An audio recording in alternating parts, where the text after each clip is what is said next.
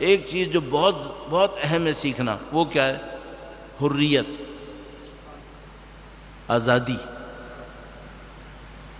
اچھا، جتنا آزادی کے نام پہ لوگوں کو دھوکہ دیا گیا ہے نا، شاید کم کوئی لفظ ہوگا جو اتنا دھوکہ کسی لفظ سے ملا ہو۔ آزادی کا ترجمہ ہمارے یہاں انگلش میں کیا ہوتا ہے؟ ہمارے یہاں اب ہونے لگا ہے لبرلزم، وہ ایک دھوکے کا گڑھ ہے۔ ہم جب کہتے ہیں آزادی تو مطلب کیا ہے اس کا؟ ایک مثال عرض کروں گا آپ کی خدمت میں، درود بھیجے گا محمد و آل محمد، صلی علی محمد آل محمد وعجل فرج۔ معذرت چاہ رہا ہوں، تھوڑی سی یہ مثال شاید کوئی مجھ سے اعتراض کرے کہ مولانا آپ کو اس ماحول میں نہیں کہنی چاہیے تھی۔ بہت سارے لوگ عادی ہیں اپنی تنہائیوں میں غلط چیزیں دیکھنے کے، مومن بھی ہیں، شاید صبح کو زیارت عاشورہ بھی پڑھتا ہے، پھر بھی دیکھ رہا ہے۔ اچھا، اگر کوئی ایسا ہو، آپ مجھے بات بتائیے گا، یہ آزاد ہے یا غلام ہے؟ یہ تو پکا غلام ہے۔ آپ کہیں گے بھائی یہ کس کا غلام ہے؟ یہ اپنی خواہشات کا غلام ہے۔ ایک بچہ ہو مثلا مجھ سے کہے مولانا میں نماز شب پڑھنا چاہتا ہوں لیکن میں صبح کو اٹھ ہی نہیں پاتا، کس کا غلام ہے یہ؟ اپنی نیند کا غلام ہے، نفس کی غلامی میں۔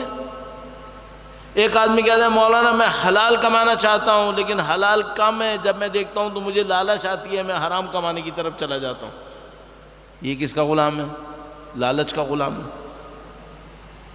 ارأیت من اتخذ الہہ ہوا، تم نے اس شخص کو دیکھا ہے جس نے اپنی نفسانی خواہشات کو اپنا معبود بنا لیا؟ اس کا معبود خدا نہیں ہے، اس کا معبود اس کی وہ خواہش ہے۔ کیوں؟ معبود وہ ہوتا ہے جس کی بات پر چوں چرا نہیں کرتے، یہ اپنے نفس کی بات پہ چوں چرا نہیں کرتا، جو کہتا ہے وہ کر دیتا ہے۔ اب مجھے بتائیں یہ انسان آزاد ہے کیا؟ نہیں، قطعاً نہیں۔ اب اس میں دیکھیے، اچھا ممکن ہے کوئی کہ مولانا اگر یہ شخص نماز پڑھ رہا ہے، ٹھیک ہے، رات کو بیٹھ کے ایک چند منٹ مثلا آدھا گھنٹہ، ایک گھنٹہ، نعوذ باللہ تعالیٰ 10 منٹ 15 منٹ یہ گناہ کر لیتا ہے، اس میں اس کی عاقبت کیسے خراب ہوتی ہے؟ عاقبت ایسے خراب ہوتی ہے۔ عبید اللہ ابن زیاد کو یزید نے کوفہ کا گورنر کیوں بنایا تھا؟ گورنر کوئی اور تھا، اس نے اس کو برطرف کیا، عبید اللہ ابن زیاد کو بھیجا کہ تم جاؤ کوفہ کے گورنر بن جاؤ۔ کیوں؟ یہ عبید اللہ ابن زیاد ایک ایک سردار کو پہچانتا تھا، ایک ایک سردار کو جانتا تھا کس کے دل میں پیسے کی خواہش ہے، کس کے دل میں شہرت کی خواہش ہے، کون سرداری کی خاطر نواسے رسول کا گلا بھی کاٹ دے گا، سب کو جانتا تھا۔ جیسے ہی وہ آیا اس نے سارے سرداروں کو جمع کیا، جس سردار کے دل میں جس چیز کی خواہش تھی وہ اس کے سامنے لا کے رکھ دی۔ کہنے لگا میں جانتا ہوں تجھے پیسہ چاہیے، کتنا پیسہ چاہیے بتا۔ ایک کو اس کو پتا تھا اس کو لالچ نہیں ہے، اس کے دل میں خوف ہے، اگر میں اس کو بولوں گا میں تمہاری سرداری چھین لوں گا، یہ ایک پیسہ لیے بغیر وہی کرے گا جو میں کہوں گا۔ تو یہ شیطان کے دو حربیں ہیں، ایک لالچ، ایک خوف۔ عبید اللہ شیطان کا نمائندہ تھا، اس کو پتا تھا ان انسانوں کے اندر کون سی خواہش ہے، کون سا خوف ہے۔ آپ وقت کے امام کی نصرت کے لیے کھڑے ہوں گے لشکر میں جانے کے لیے، وہ جو شیطان کا لشکر ہوگا وہ چھوٹا موٹا نہیں ہوگا، وہ آپ کے میرے سارے رازوں کو، اس کے لیے تو سفیانی اور دجال بننے کی ضرورت نہیں ہے، صرف انٹرنیٹ ہیک کر لے تو سب پتہ چل جائے گا۔ جتنے لوگ یہاں بیٹھے ہیں صرف ایک بندہ چاہیے جو ان کے انٹرنیٹ کے استعمال کو ہیک کر لے، ساری نفسانی کمزوریاں اس بندے کے ہاتھ میں آ جائیں گی۔ کل صبح اس بندے کو خریدنا ہو، اس بندے کو پتا ہوگا اس کو کیسے خریدنا ہے، کیوں؟ ساری نفسانی کمزوریاں اس کو پتہ ہے۔ اب تو ہم ایک اور کام کر رہے ہیں، اب تو ہم وہ ایک گھڑی بھی اپنے ہاتھ پہ پہنا رہے ہیں تاکہ ڈیٹا بیس کے اندر یہ بھی جائے کہ میرا دل کیا دیکھ کے دھڑکا تھا۔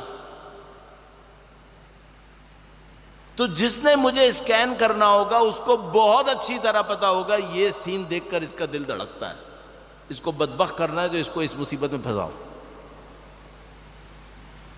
جس گناہ کا چوائس اس کو زیادہ اٹریکٹ کرے گا یہ بھی ان کو پتا چل گیا۔ تو مثال کے طور پر ان کو پتا ہے کہ اگر پیسے کی نمائش ایسی ہوئی تو اس کا دل زیادہ زور سے دھڑکتا ہے، جلدی آئے گا۔ بہت آسان کام ہے، بہت آسان کام ہے۔ آپ یہاں پہ ایک انٹرنس کریں، مسجد کے اندر لوگ انٹر ہو رہے ہوں، یہاں پہ ایک کیمرہ لگائیں اور جیسے ہی کوئی انٹر ہونے لگے یہاں سے ایک سین چلائیں اسکرین کے اوپر، آپ کی آنکھوں کی موومنٹ آپ کے دل کی خواہش کو کھول دے گی، اور وہ سب دیکھ رہے ہیں، سب جانتے ہیں۔ اب آپ امام کی نصرت کے لیے کھڑے ہوئے ہیں، کل آواز آ گئی ہے، چلنے کے لیے کھڑے ہوئے ہیں، ایک ایک بندے کا اس کو پتا ہے کہ اس کو کیا چیز دینی ہے میں نے، تو یہ آج رات تو نہیں جائے گا، یہ خود بخود بہانے بنائے گا، آج رات نہیں جاؤں گا کل جاؤں گا، اور پھر کل نہیں ہے پھر وہاں۔ میں کوئی غلط بات کہہ رہا ہوں؟ اچھا، اس میں میں آپ کو عرض کر رہا ہوں، یہ جو میں آپ کی باتیں آپ کی خدمت میں عرض کر رہا ہوں نا، اس کے لیے دجال کی بھی ہمیں ضرورت نہیں ہے، آج کی ٹیکنالوجی کافی ہے۔